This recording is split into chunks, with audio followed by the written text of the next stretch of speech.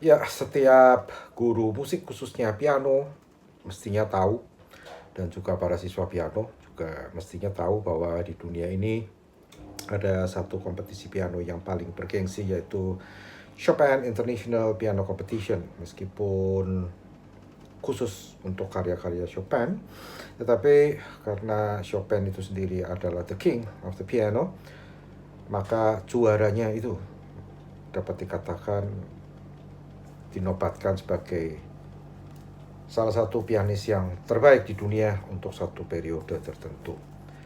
Keberadaan Chopin International Piano Competition itu tidak lepas dari kontroversi, dan berikut saya bawakan apa yang pernah menjadi kontroversi di tahun 1980. Apa gunanya membahas sesuatu tahun 1980 lebih dari 20 tahun yang lalu?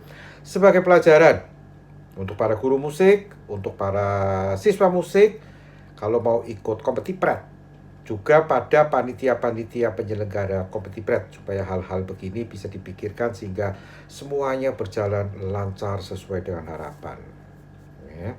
Jadi kontroversi paling terkenal dan berdampak dalam sejarah kompetisi Chopin adalah insiden pada tahun 1980 yang melibatkan pianis Yugoslavia. Yugoslavia itu sekarang namanya Kroasia, ya, yakni Ivo Pogorilik. Insiden ini menjadi studi kasus klasik mengenai konflik abadi ya, jadi sampai sekarang belum terselesaikan ini, antara penjurian yang konvensional, penjurian pada umumnya, dan orisinalitas radikal dalam interpretasi musik klasik. Jadi antara juri yang berpegang teguh kukuh pada pakemnya, dan juga sang pianis yang dalam hal ini peserta yang sudah menggunakan inovasi dan lain sebagainya. Latar belakangnya, Ivo Pogorilik saat itu berusia 22 tahun, adalah seorang pianis muda dengan bakat teknis luar biasa dan gaya interpretasi yang sangat non-tradisional, sangat tidak umum untuk memainkan karyanya Chopin. Dia sangat dramatis, mengolah dramaturgi, dan sangat individualistik, khas diri dia, tidak seperti pakem-pakem main Chopin pada umumnya. Dan insidennya begini, babak awal penampilan Pogorilik itu segera memecah belah jurinya terpecah.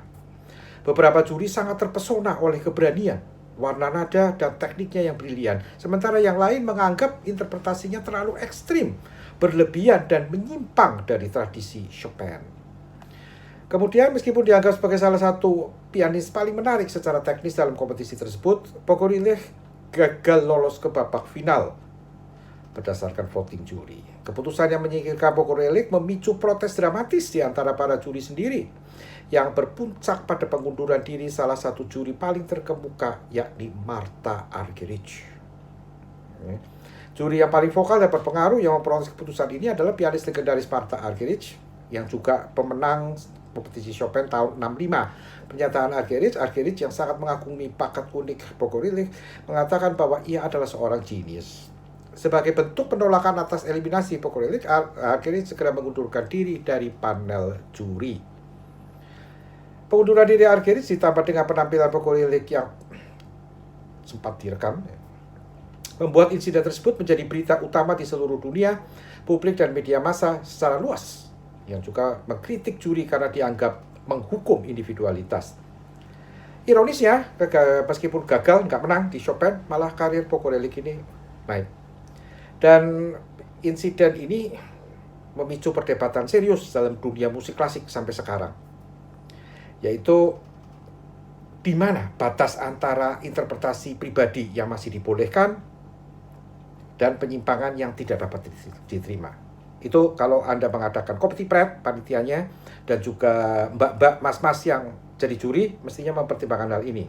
Bagaimana kalau ada orang main Chopin, tapi mainnya tidak seperti Chopin pada lazimnya? Bagaimana kalau orang main Beethoven, tapi Beethovennya misalnya seperti Roma Irama gitu? Itu boleh nggak itu? Apa dasarnya? Ini penting, ya.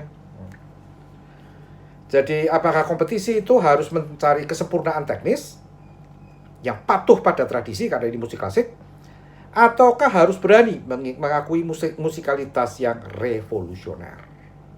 Saya pikir ini baik direnungkan untuk siapa saja guru musik, para siswa musik, panitia penyelenggara kompetisi piano, dan juga para juri. Mudah-mudahan bermanfaat dan kita bisa membahas fakta lain kalau ada kesempatan.